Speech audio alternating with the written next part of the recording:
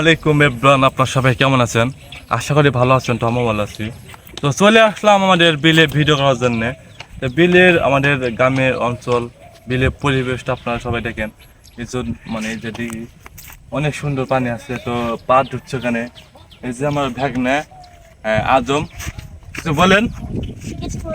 কিছু বলবেন না বলে তো বলে হাঁটতে পারছে না, বুঝছেন? আপনি লাইনে আসেন, আমি একটু কোন হোটেলে আসি, আমি ভিডিও করতে আসছি। আপনারা সবাই আসেন। মহামরদ একটা মানে বুদ্ধি গেছে কি জানে? মহামরদ আজকে দুলবেলা এটা আসলো দাদু ভাত, আর এটি আসলো হলো ঘুরবে আসবে দেখে।